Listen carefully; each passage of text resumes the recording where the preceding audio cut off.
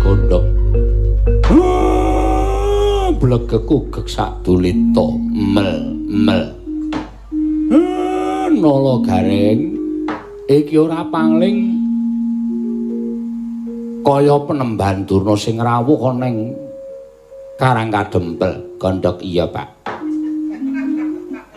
Marek kleru to, Pak? Iya. Gondok bleguduk iki teke Begawan Durna kok kowe muni gondok ngapa? Aku nek weruh Begawan Durna kuwi kaya arep ngucap lelageane. Blegegku gekku. Ora ta ya iku mah ijo-ijolan iki kepiye ta iki? Gondok bleguduk selalu gembel semorante hawala. Iya Semar, aku yang ngemrapta ning Karangkadempel. Wilujeng Perempuan. Slamet tekaku. Rekyana-pati Wilujeng, iya Semar slamet tekaku niring Sambikala. Enten apa Perempuan? Lah kok janur gunung Kadingaren rawuh enten Karangkadempel. Iki ngene ya Semar. Sawise satata nggonku ngadhep ning ngarsanmu Semar Badrana ning Pedukuhan Karangkadempel kene lan wis tok wenehi Purbawasesa nggonku bakal ngandhake apa ta wigatine dene aku sowan ning Karangkadempel. Siji tilik marang kararjanmu lan sak anak-anakmu kabeh dene tungkap angka 2. Sowanku iki ora saka karepku dhewe nanging diutus dening anak Prabu Duryudana nanjihake babakan sasmita yang mesti nampa dening anak Prabu Duryudana babakan ya kuwi wahyu ing bakal tumedhak ana ing jagat.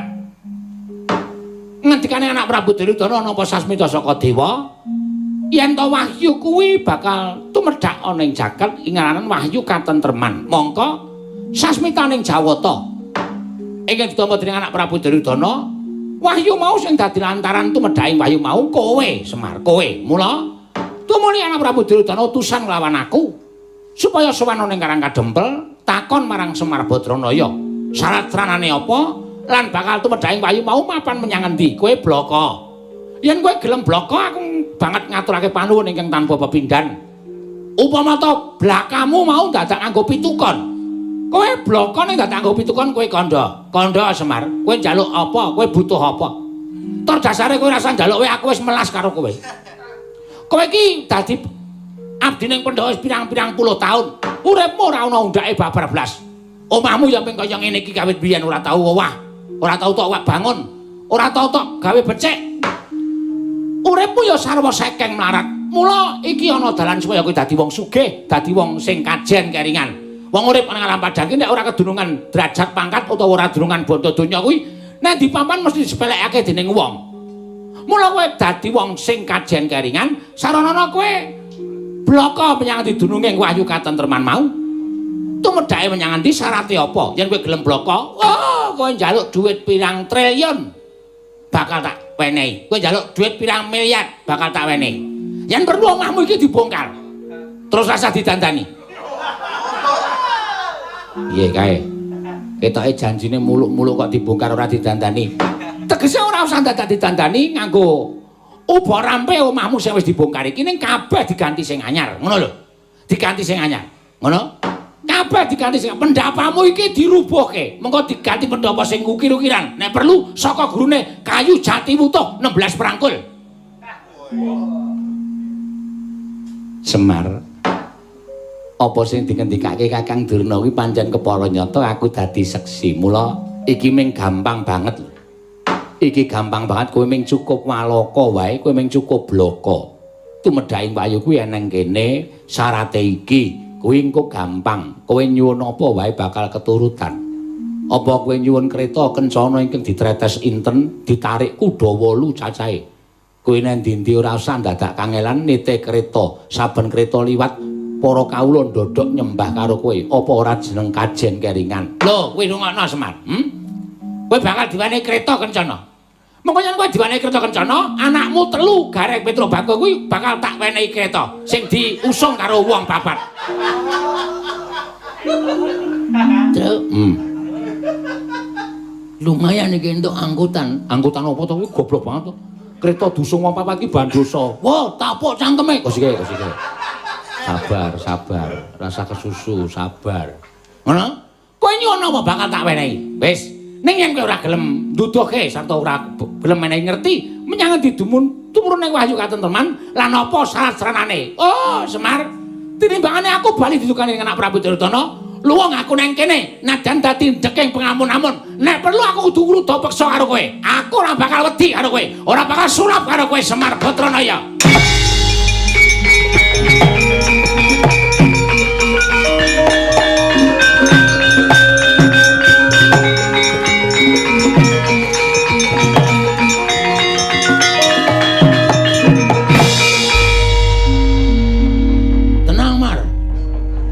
Rasa Semar iki tugasku iki. Weh, Bagong anggere eneng kaya ngene iki terus ketok asline. Ketok asline. Penemban Durna. Lho, iki Bagong. Ha iya. Apa kok ngene iki Petruk? Tegese kowe iki ora ngerti wayang. Iki gareng kae Petruk iki Bagong dadak bengok. Oh, iki Bagong. Oh, kalimat yang tidak perlu diutarakan. Ngapa kowe ngadep ning arep aku? Ngene ya, Mbah. Tak omongi, nek kowe pamer brana picis karo Semar, kuwi ora mempan. Nek kowe pamer derajat pangkat karo Semar, kuwi ora mempan. Mergo pendak dina aku gareng karo Petruk ki sowan karo bapak ki mesti diparingi dawuh. Le, wong urip ki aja ngawula karo bondo donya. Wong urip ki aja ngawula karo derajat pangkat. Elinga. Urip ki embane kaya wong ngimpi, pati pesti jodoh kuwi tibane kaya maling ora iso dinyono-nyono. Ngono? Saiki entuk dhuwit miliaran, triliunan, sesuk modar sapa sing ngerti? Hah? Terus Semar tok iming-imingi bondo donya. Semar ki nek gelem sugih wis biyen-biyen, Mbah. Wis biyen-biyen. Semar ki nek gelem dadi wong sugih biyen-biyen. Semar Swita Ratu ngendi wae ditampa. Semar ditanting, Semar kowe njaluk apa? Kowe kepengin apa? Ditanting karo bendarane biyen. Ning Semar ora tau kepengin njaluk apa-apa. Syukur watuk kowe. Ya men. Semar nek gelem dadi wong sugih biyen-biyen tak omongi. Ning Semar ki uripe pancen ya mung kaya ngene iki. Mergo Semar duwe saloka jroning uripe. Wong ki ditemeni lek dadi apa urip ning alam donya. Nek dadi ratu ya ratu sing apik. Nek dadi patih ya patih sing apik, dadi kawula ya kawula sing becik, dadi dukuh-dukuh sing apik, RT-RT sing apik, dadi lurah-lurah sing apik. Kuwi salokane Semar. Ngono. Derajat pangkat ki mung sampiran bondo donya ki mung titipan ora tau digawa modar. Kowe tau weruh ana wong mati dirugi dhuwit tau. Ha, kowe wae jajal ya sesuk. Penyakit to. Ameng bondo donya kok dumukke Semar, mbok keke aku. Piye kuwi? Nesu ora positif kuwi piye kuwi? Hah? Terus kowe ngomong karo Semar, kowe kandhar Semar, nek kowe ora gelem menduduke ditumru ning Wahyu, kowe bakal tak ruda paripeksa. Ha iki nang kene iki sing marai aku muntap. Muntap ingsun. Mana? Hamba. Nesu tenan aku nek kowe arep nuduh paripaksa karo Semar. Semari bapakku. Semari tangan tengene sing gawe urip wong tuwa kuwi sesembahane sing nomor 2 sawise nyembah karo sing gawe urip. Ngono. Aku tartok. Ruda paripaksa. Wes. Kepamer, keparat, kepamer. Gugu karepe dhewe. Nek kowe ruda paripaksa boleh, silakan. Silakan. No comment. Maksudnya piye maksudnya? Ora masalah lho, no problem. Kok no comment? No problem. Ada kowe. Ora masalah. Problem apa problem? Padha wae. Problem ya kena problem ya no problem. Ora apa. Anggere kowe iso nglangkahi kuandane Bagong boyongan Semar, peksanan Semar. Ning kosok baline, nek kowe arep jajal karo kekuatane Bagong, ning kene iki ana piyayi tak gawe wirang tenan. Oh, metu njaba. Ah iso, wis kulino aku nek tak njaba. Metu njaba ya metu njaba, dimate Kurawa diketap tenan.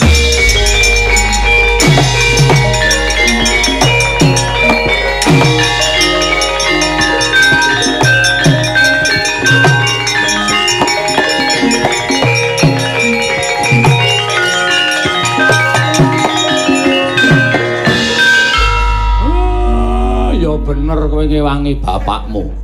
Ning nek wis dadi kaya ngene iki jenenge tembung kriwikan dadi grojogan, geguyon dadi tangisan merga saka lambemu. Sing arep nandingi Kurawa sapa? Sing arep nandingi Kurawa sapa?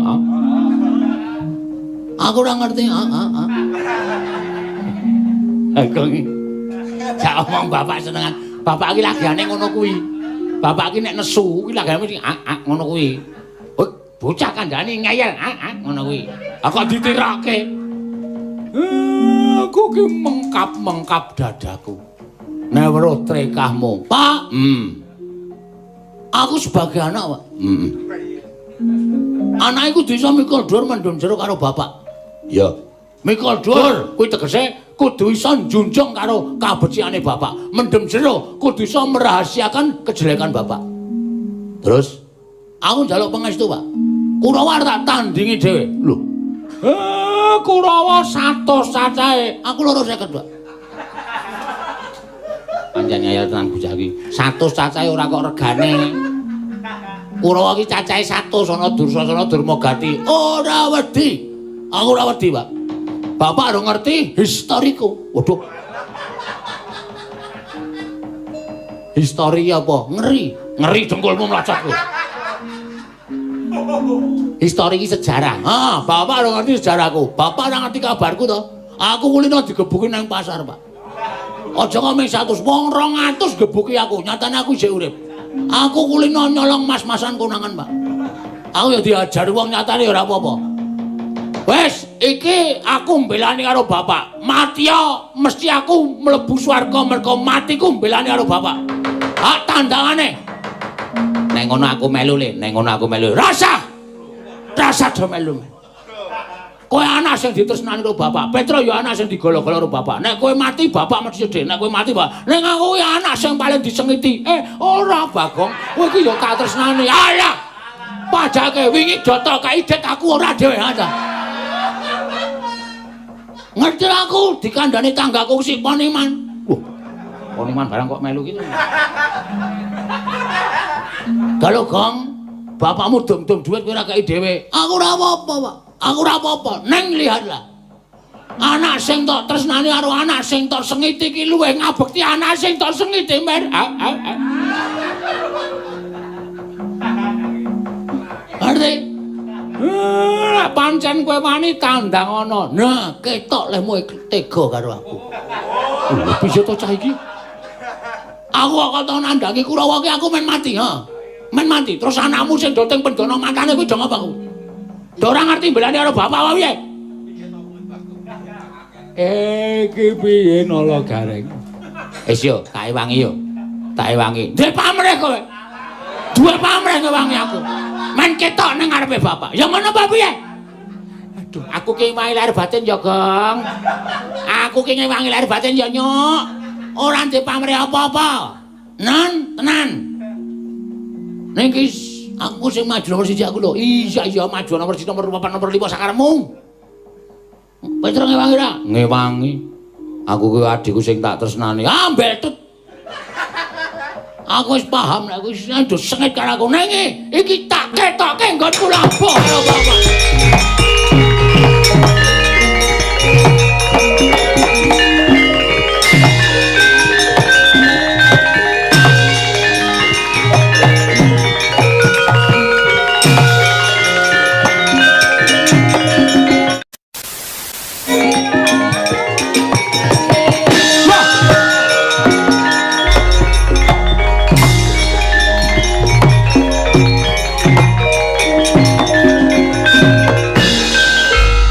Keperanggul mungguh ngayuda kepapak bawat nyobentar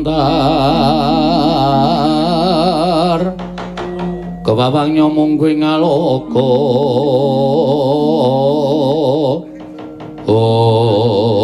nolo garing wila duwer mau nendi ya kita iki mangkat nomor 1 kok iki aku sing kepethuk rasa tampa modiar aku. Wah, cilaka tenan iki.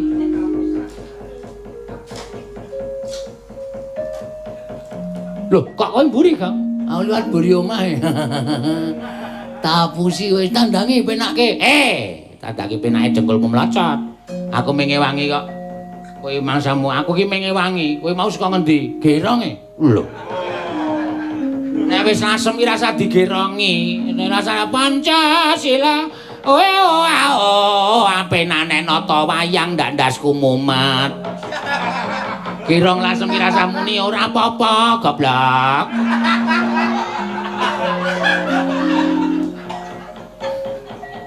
Salah meneh. Aku sonek dikon ra menyang kok ora nek carane ngene iki. Wis adoh dhewe kesia-sia. Lah iya. Awing kowe iki cukup nata wayang, ta? Ngenyepake ndak aku bingung. Aja nganti kalah karo jelali.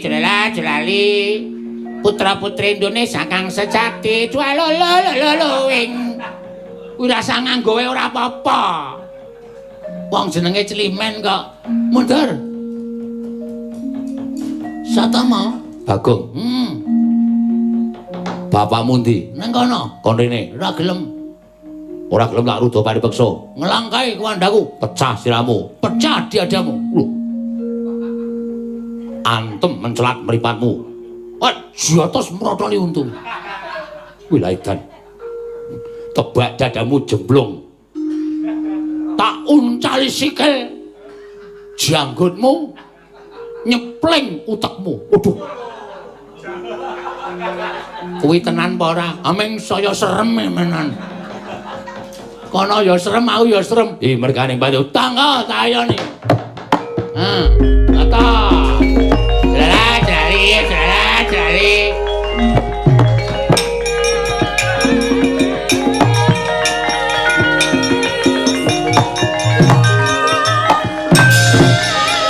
Ora apa-apa.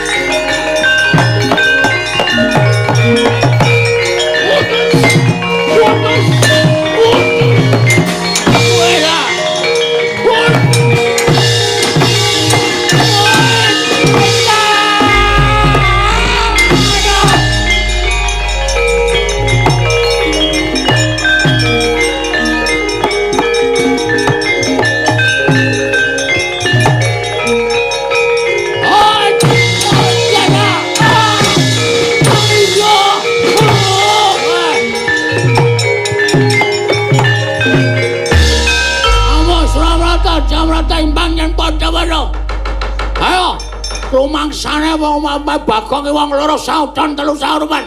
Kurawa ora bubar ayo. Nata Mandura Prabu Baladewa mati terus.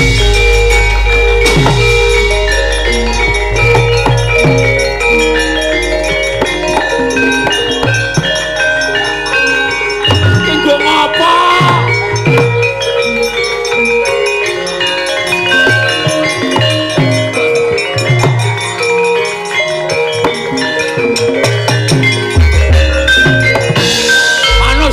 Jalanan iblis lalat srayali binatang senguli. Iki Bagong us aja ngawur-ngawur. Lha nomor panmu gatene agamamu jungune sak Nata Mandura Prabu Baladewa Pitawasi Jatra nampa rasa napa ni manjaba iki manjaba Budarjana lan sapiturute. Mungsu wong edan ki cilaka aku. Wong edan piye? Piye? Nyawang aku ora. Nata Mandura Prabu Baladewa. Dewaning Pitawasi Jatra ya nampa rasa Budarjana muji manjaba lan sapiturute. Cilaka iki. Bagong wis nesu tenan. Wis kudune pikirane seneng malah bunek. Pusing rasane. Iki aku ndapuk Baladewa ki mung tak nggo guyon, aja dijupukke Baladewa tenan.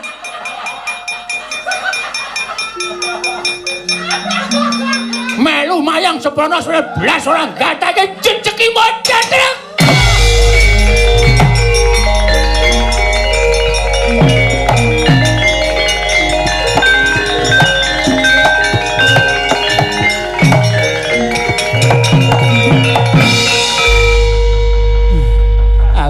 kaya adep-adepan karo Baladewa tenan ta ya. Kaya gilaku kepati-pati. Le bengok-bengok tenanan nek ora mlayu. Ya. Udus. Kakang Durna, pripun Dik Pati? Niki nek mboten mlayu cilaka. Bagong ngamuk tenan. Bagong ngamuk tenan Kakang Perman. Wow, mami. Bagong kuat nadahi Kyai Cundha maneh aku meguru karo kowe, Pak.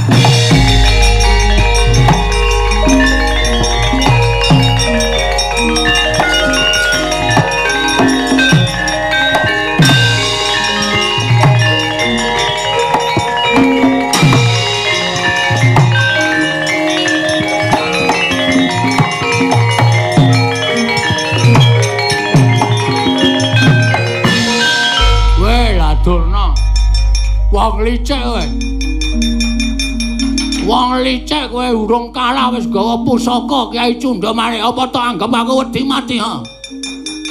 Bagong wis sumpah mbangane urip kanan kaya ngene mung ketula-tula ketoyong-toyong. Arep mangan dadak ngedol pitik. Arep pasok listrik dadak nilai tanggane.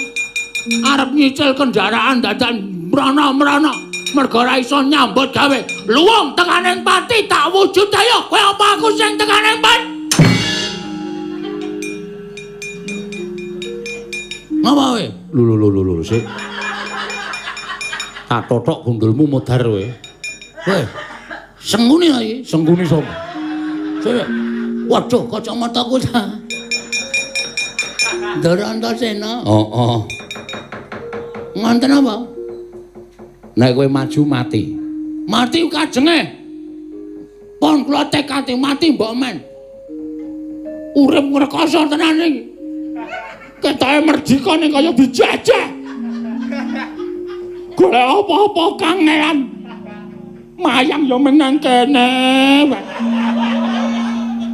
Iso pindah-pindah. Sabar ana watese agi kulon Pragawe duwe wates kok. Iya ning sabar. Wong sing ditresnani karo sing gawe urip kuwi wong sing santai, sabar.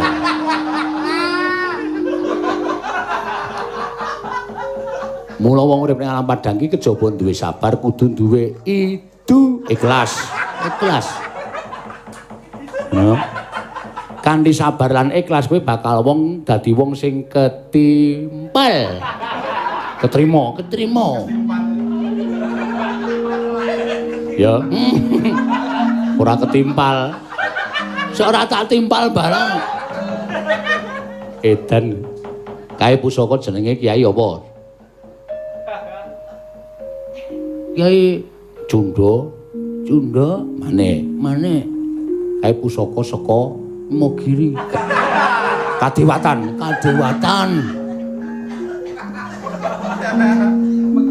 Kae tamake gunung jugruk segara umep asat ya kena umep ya kena padha-padha ampuhe heeh nek ming kowe tus ngono terus manjur mati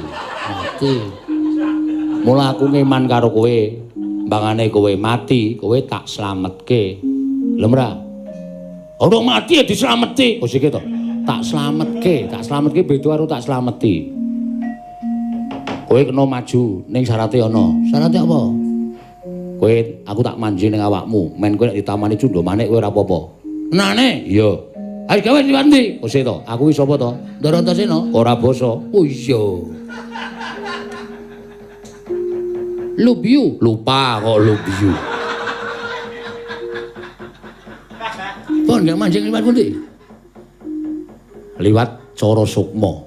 Mbah. Tegese ya manjing ning ora ketara. Angsluk ngono wae. Wah ya ketara sithik-sithik ah. Masa manjing ra ketara? Iya ning ora ketara slep ngono. Oh iya. Slep ngene ya? Ya. Ngampet-ambekan. Aku len ora ngampet-ambekane ora masalah kok. Iki kudu ngampet-ambekan tak totok modar kowe. Wah, mara tangan iki. Pun ya pun.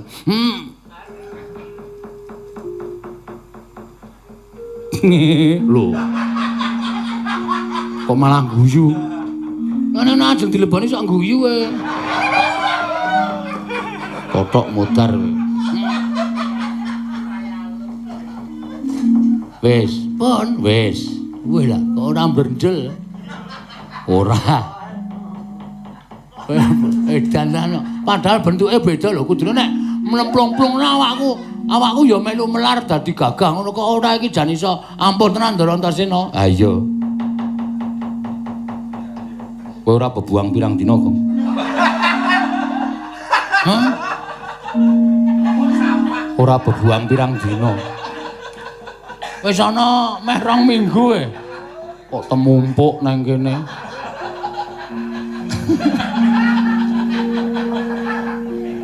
Ampun dublak lho ndasmu. Begawan Donayo, aku tandingmu rekanane.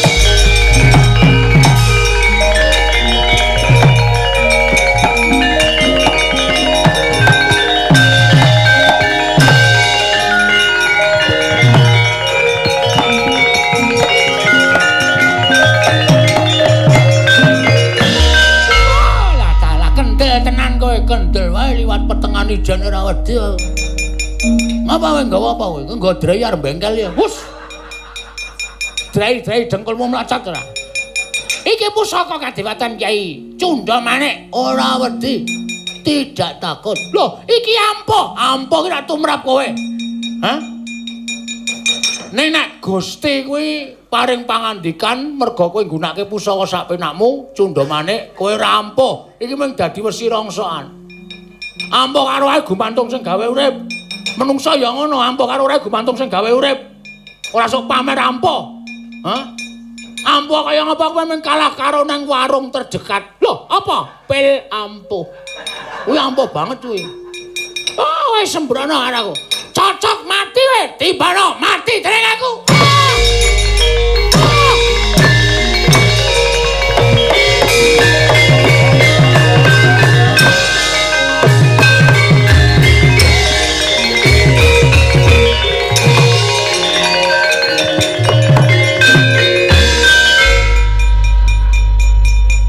Gleleng banget kowe. Cah kontrengane. Ayo iki jeneng wong pilih tanding boboting kentrang.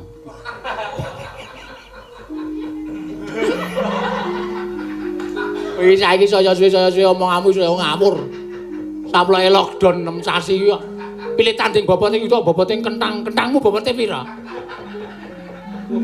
Nyok abote. Kanggo mlaku nyok turuk-turuk ngono. Lho, iki ana ketoprak pentas wae ya aku. Anggere tak golek iki suarane ngendi iki kok turuk. Wah, ana toprak pentas. Tak goleki mlayu ki malah kentongane saya cepet. Waduh, wis perang kae aku ya. Kok kowe iso ampuh? Lho. Aja kok mung Cunda Manik. Cis Trisula. Pusakane Bathara Guru kon namake. Wetengku nek nganti iso bolong. Ayo, aritmu. Ana golek keris kono, jajal tusukno. Wani dicoba? Wani.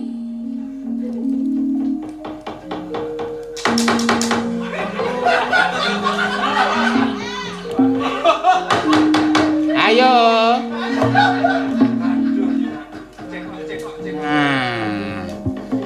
Kok malah raup.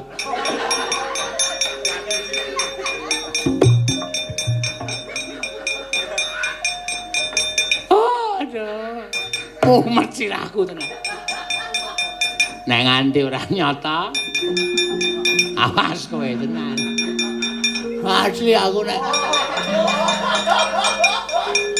Ora dadi wong ora tau pamer ning sing dadi bukti nyatane. Cunda maneh wae mental apa meneh apa iki?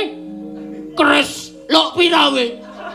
Oh, anya, milianya. Engko nek mbane tak tujahke ngono kuwi engko kowe lara dicoba sik alon sik. Kok alon to? Langsung bles kono ora masalah. Engko nek aku mati ora masalah wis to. Kowe ora ndek keluputan ora dihukum. Iki mergo mung tes debus. Waduh. Debus. Ya. Tumungkula Bapa Ngakasa, ibumu Prastiwi. Hah? Ibu Pertiwi, kok tumungkul nak ibune Prastiwi? Ah Prastiwi iki cendhik kok kon tumungkul. Tenan cendhik banyak. Saya ya ora cene apa. Hei. Kamu dadi ya, Reng? Kene ora ampuh ora. Rumangsane coba buanter. Es. Wes, Reng. Kebeler. Wih, oh kene tatu kok ya. Wah, iki kok sik antasenane kok ora mandi iki. Cilaka iki tatu e. Sik, Deret, tak golek anu. Wo, wis metu ya. Wis. Aku ora omong.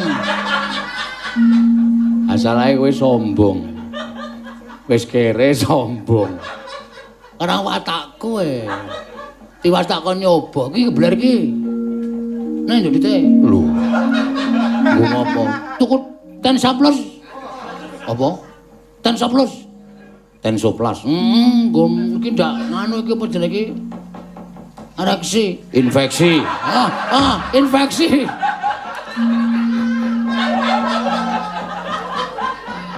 Sone nek ra iso omong cara modern, ora usah sok omong. Kuwi lho luka basa kuwi infeksi.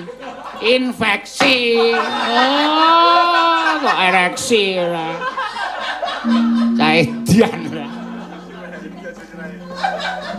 Ya maaf, Pak Bagong iki kan kok trondal-trondal ya di sepura ya.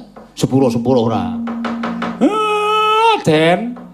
Engkang raka kekalih teng pundi, Ndara?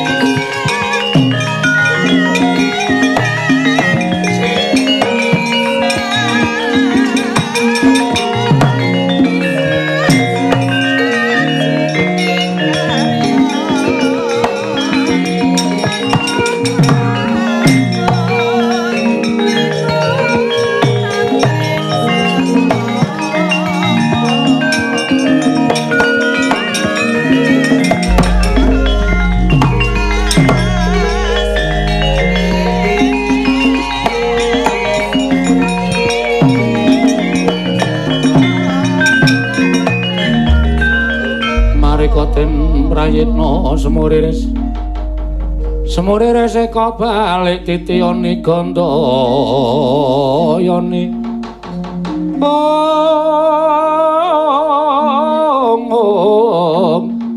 Trisanya Purnama sasi sampean ming dereng mawon kula blakani to Den. Nek sejatine syarat srana sing kudu lenggah teng Karang Kadempel niku napa sing kula kandhake wau 1 senjata cakra 2 pustaka Jamus Limasada 3 Kyai Alugoro. Lah niki kula nggih bingung lek ajeng ngrawuhke pusaka niku pripun. Engko nek ora ndang rawuh teng Karang Kadempel saya akeh satriya Nalindra sing watake angkara sing kepengin gayo wahyu wekasan Karang Kadempel mboten tentrem. Ngene wae. Nek pancen kuwi syarate kek, aku nyorohake awakku mbelani Kakang Semar. Aku tak sowan ana ing negara Ngamarta. Tak nyuwun pustaka Jamus Limasada. Yen pancen ngono aku tak sowan ning Ndorowati nyuwun senjata cakra. Yen pancen ngono aku tak sowan marang negara Mandruka nyuwun Alugoro. Niki guyon apa tenanan? Tenanan. Aku ora tau matur karo sapa wae kek. Semareka den prayitna semurire seka balik lah nek ngono kula manut kula enteni teng Karang Kadempel ning aku njaluk Bagong tak jae monggo mawon Petruk tak kandhine monggo mawon Garing tak jae nggo kanca waduh entuk Ndara Antarja iku nek dhek dheweke liwat bumi. Aku liwat ngendi? Aku ya padha iki. Koclok dasmu kuwi. Keseron kowe iki keseron. Krungu wonge. Ha. Nek liwat bumi, do mangkatone aja lali mampir Ngororombo. Pathuk. Wah nggih. Do gara-gara sik. Nggih pangestaken dawuh nyuwun pamit. Dalu pamit joge nyuwun pamit Kang Suwa Semar.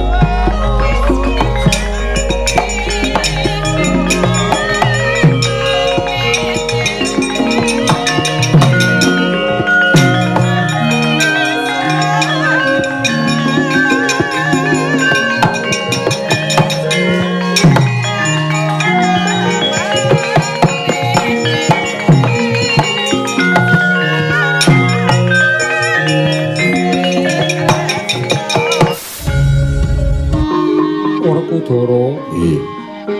Iki kaya anak lanang Antasena ingkang sowan. Antasena sowan gage timbalana wikatine apa? Antasena sawise satata nggonmu ngadhep mara diake matur nggir ana wigati apa? Matur sembah nuwun Pakde.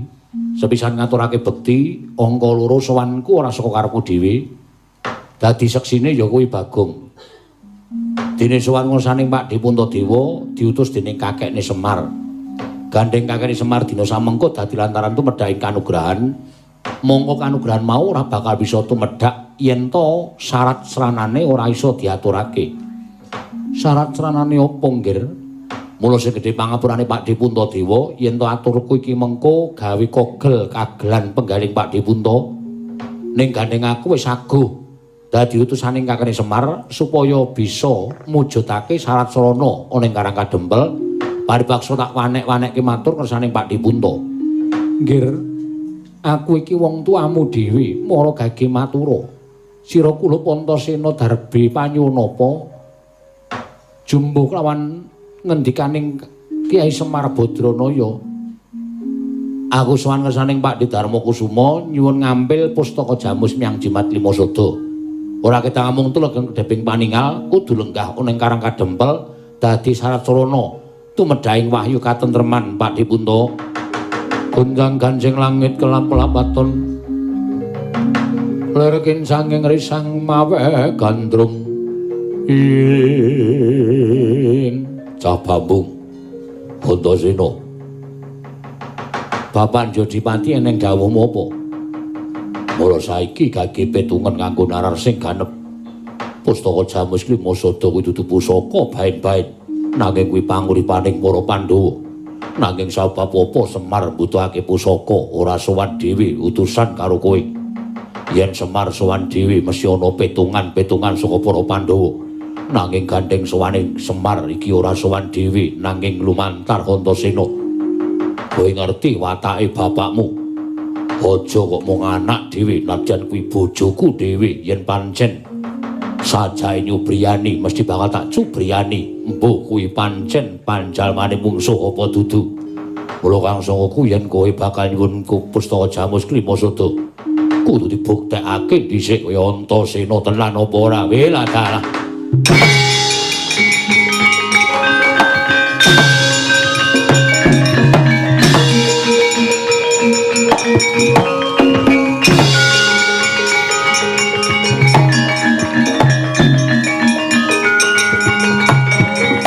Pratmara Sang Arjuna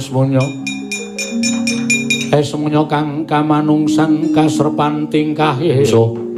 Arjuna wonten paring adhawu kadang Munjadipati ingkang grusah-grusuh nggone paring wangsulan lan atmajane iki mengko aja nganti gawe daredak ana ing negara Ngamarta sarudira ning atase wong tuwa. Lah kok dadi padha panca bakah lawan atmajane dhewe.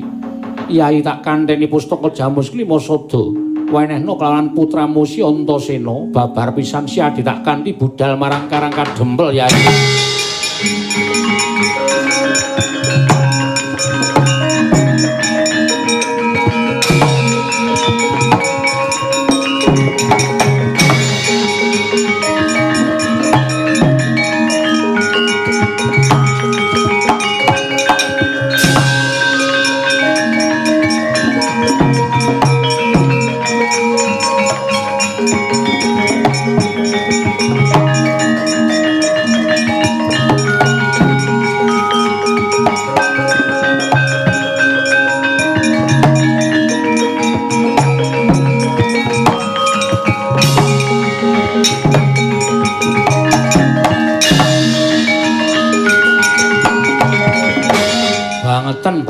Cubriya karo aku. Monggo aku nggawa Bagong. Bagong dadi seksi. Aturku marang ngersaning Pakde Puntadewa. Wah, Bagong ora iso dadeke seksi. Bisa uga kowe karo Bagong wis pidak jempol nebu sauyun kethek seranggon. Wah, lah wis pancen curiga karo aku. Wah, curiga apa? Cubriya karo aku tok anggap aku mungsuh. Lah sampeyan melu kok. Nek pancen bapak ora percaya karo aku, arep dikapakke aku manut. Wah, aku ngaku Antasena. Yen kowe kuat nadai sikilku, Kakang Mas Werkudara.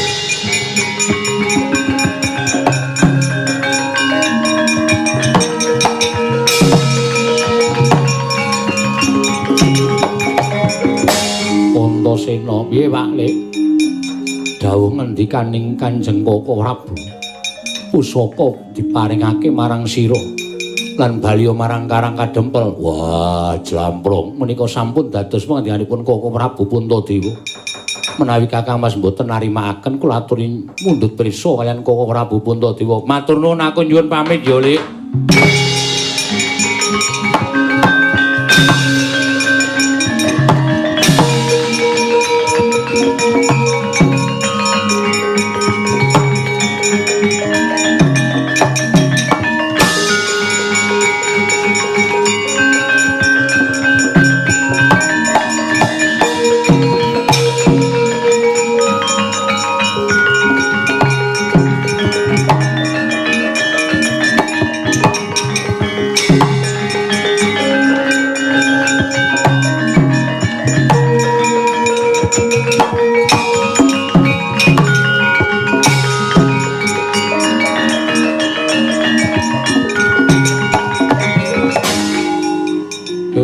Yang Gatotkaca tinon mapak Karkasuta teka pira Kresna. Gatotkaca kasinggihanmu. Lha iki Petruk nggih. Ana wigati apa Petruk? Nek ngaten, udu kowe. Wis. Gatotkaca napa? Dipun utus dening Kyai Semar Badranaya. Bilih Kyai Semar badhe dados lantaran tumedhahing kanugrahan nanging syarat serananipun Karang Kadempel kedah linenggan pusaka Ndarawati. Lho. Pusaka Ndarawati kasinggihan. Pusaka Ndarawati apa? Inggih menika senjata cakra Kanjeng Prabu.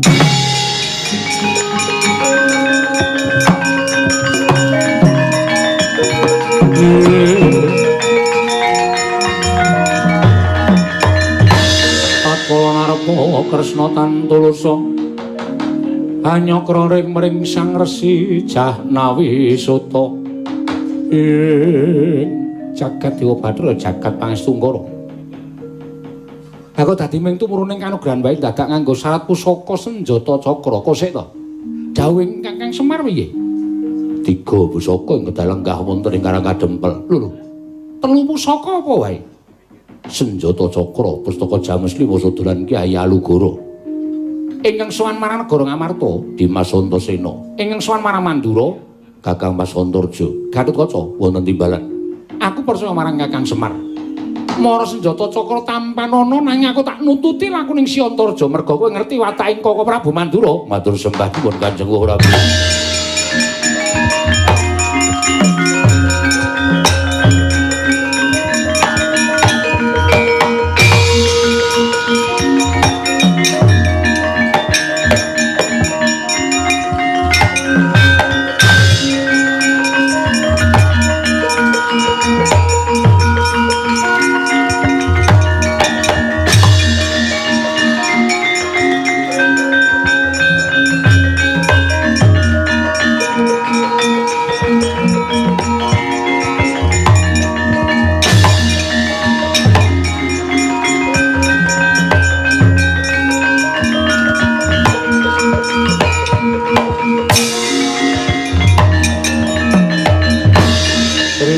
Dewa Narpati Tuwinares Kresna langkung tresnanira Iladal Antarja inggih kula kasinggihanmu. Ene om wale-wale menapa suwan ngersa paduka Kanjeng Prabu Mandura dipun utus dening Siwa Semar Badranaya. Lho. Diutus dening Kakang Semar wigatine bilih samangke Siwa Semar Badranaya dados lantaran tumedhahing kanugrahan. Nanging sedaya menika mboten saged kelampahan menawi mboten saking pambiyantu paduka Kanjeng Wohing Mandura. Pambiyantuku kudu kepiye aku? Kedah maringaken ngampil pusaka negari Mandura inggih menika Kyai Alugara, Wah Prabu.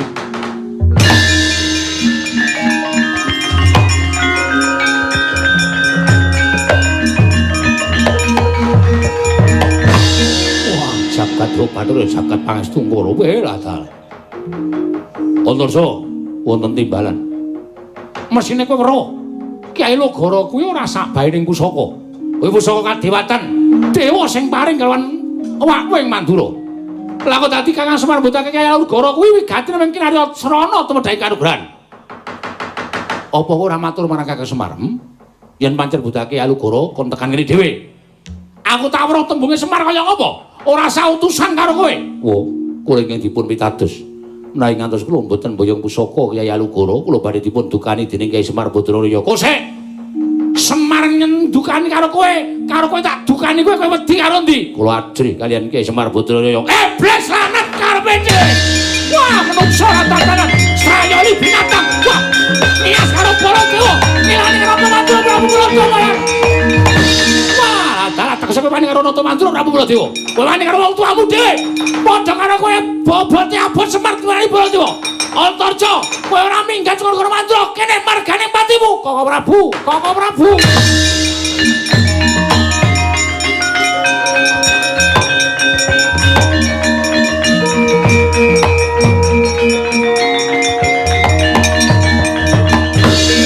Laruta saking kutha Sang Kala-kala yen namata saha Sang Sri Kresna inggih mawa ora santai tak pambengi kampurkanipun Kakang.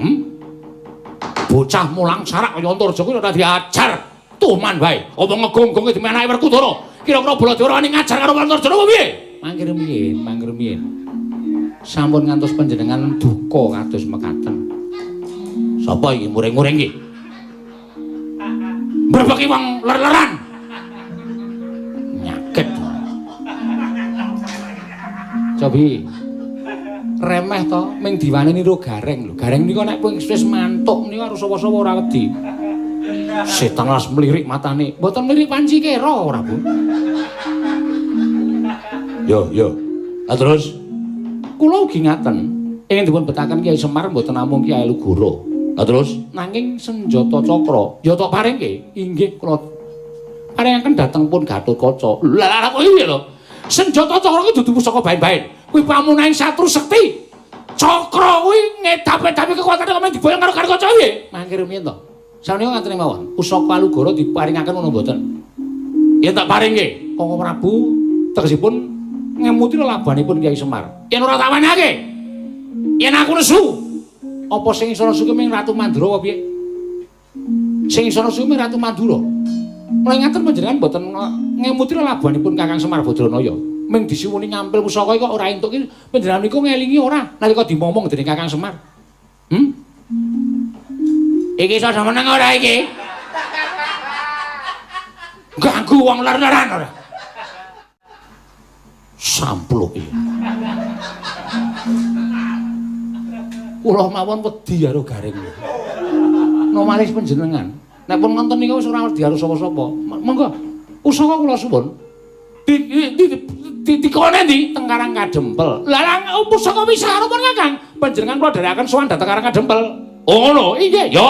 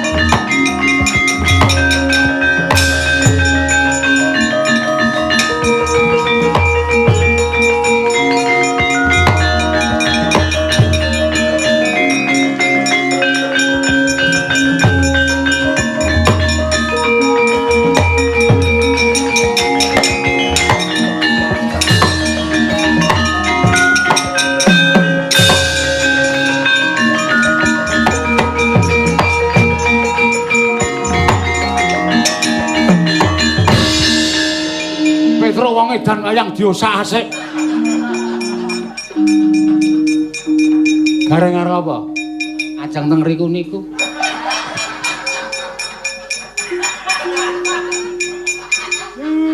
Malah pusing. Sabar lho Pak, nek wonge mutung. Iki kurang pustaka jamus jimat kelima sada. Pustaka jamus jimat kelima sada. Pustaka jamus jimat kelima sada. Pustaka jamus jimat kelima sada. Lah iki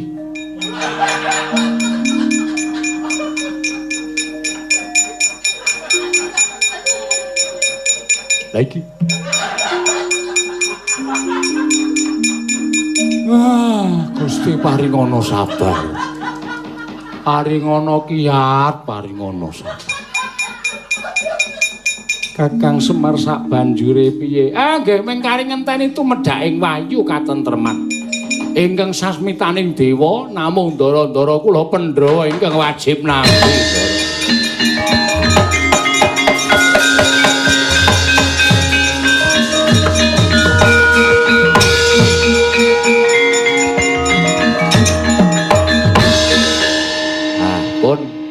Pun dikondurke ya Kakang Semar ngaturake panuwun nggih. Pusaka tak suwun bali nggih.